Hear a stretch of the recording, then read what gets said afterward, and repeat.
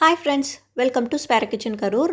இன்றைக்கி ஆலு கார்லிக் சப்பாத்தி பண்ணுறது எப்படின்னு பார்க்கலாம். இந்த சப்பாத்தி பண்ணுறதுக்கு நான் 3 உருளைக்கிழங்கு குக்கரில் போட்டு விசில் விட்டு வேக வச்சு தோல் உரித்து எடுத்து வச்சுக்கிட்டேன். இந்த 3 உருளைக்கிழங்கையும் நீங்கள் ஸ்மாஷ் பண்ணி கூட ஆட் பண்ணலாம்.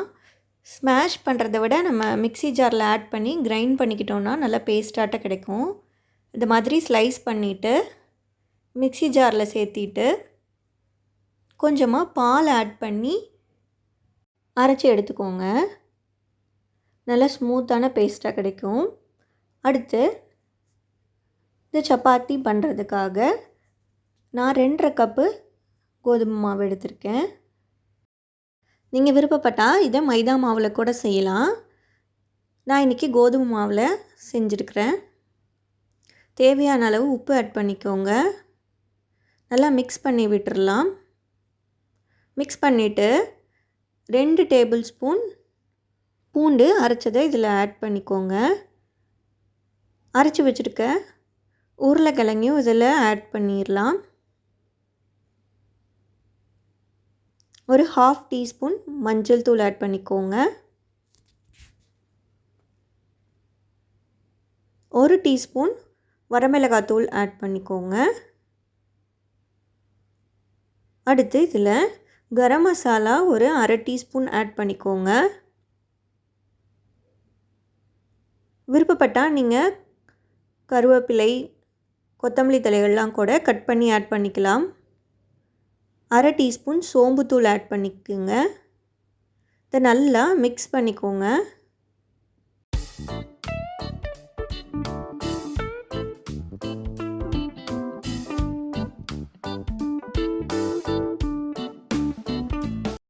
நல்லா மிக்ஸ் பண்ணதுக்கப்புறம் கொஞ்சம் கொஞ்சமாக தண்ணி இந்த மாதிரி ஆட் பண்ணி சப்பாத்தி மாவு பதத்துக்கு நம்ம பிசைஞ்சு எடுத்துக்கணும்.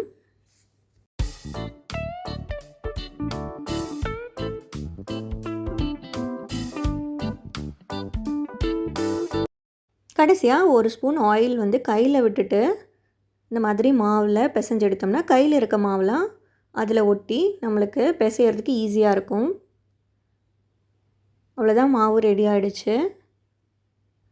இதில் ஒரு வெட் கிளாத்து ஈரம் பண்ணிவிட்டு துணியை நல்லா புழிஞ்சு இது மேலே போட்டு விட்டுறலாம். ஒரு 1/2 மணி நேரம் கழித்து எடுத்து சப்பாத்தி சுட்டுக்கலாம். அதுக்குள்ளே நான் தக்காளி தொக்கு பண்ணுறதுக்கு தக்காளி எடுத்து வச்சுட்டேன். இந்த ரெசிபி நான் ஏற்கனவே போஸ்ட் பண்ணியிருக்கேன். அதை டிஸ்கிரிப்ஷனில் லிங்க் உங்களுக்கு தர்றேன். 1/2 மணி நேரம் ஆயிடுச்சு. மாவு நல்லா சாஃப்டாக இருக்குது. இந்த மாதிரி உருண்டைகளாக பிடிச்சிட்டு நம்ம சப்பாத்திக்கு மாவு தேய்க்க ஆரம்பிச்சிடலாம். இந்த மாதிரி ரவுண்டாகவும் தேய்ச்சிக்கலாம். நீங்கள் மடித்து தேய்க்க விருப்பப்பட்டீங்கன்னா மடித்து கூட நம்ம இதை தேய்ச்சி எடுத்துக்கலாம். அடுத்தது நான் மடித்து தேய்ச்சிருக்கேன். இந்த சப்பாத்தி மடித்து தேய்க்கும் போது நம்மளுக்கு ட்ரையாங்கிள் ஷேப்பில் வரும். சப்பாத்தி ரவுண்டாக வராது. இந்த மாதிரி தேய்ச்சி எடுத்து வச்சுக்கிட்டோம்னா நம்மளுக்கு சுடுறப்போ ஈஸியாக இருக்கும்.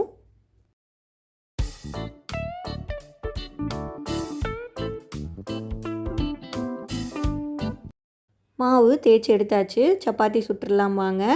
அதுக்குள்ளே தக்காளி தொக்கு ரெடி ஆகிடுச்சு. இறக்குறப்போ 1 ஸ்பூன் நாட்டு சக்கரை ஆட் பண்ணி இறக்கி எடுத்து வச்சிடலாம். தோசைக்கல் சூடானதுக்கப்புறம் ஆயில் விட்டுட்டு சப்பாத்தியை நம்ம சுட்டு எடுத்துடலாம். ஒரு பக்கம் நல்லா வெந்ததுக்கப்புறம் இன்னொரு பக்கம் திருப்பி போட்டுக்கலாம்.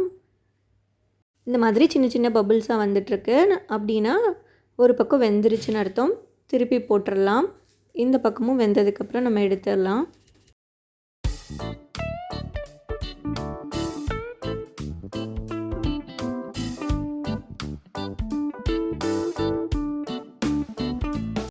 எல்லா சப்பாத்திகளும் இந்த மாதிரி சுட்டு எடுத்துக்கிறேன். நல்லா சாஃப்டாக வந்திருக்கு. நீங்களும் இதே மாதிரி ட்ரை பண்ணி பாருங்கள் ஃப்ரெண்ட்ஸ். பிடிச்சதுன்னா லைக் பண்ணுங்கள், ஷேர் பண்ணுங்கள், கமெண்ட் பண்ணுங்கள். நம்ம சேனல் ஸ்பேர கிச்சன் கரூரை சப்ஸ்கிரைப் பண்ணுங்கள்.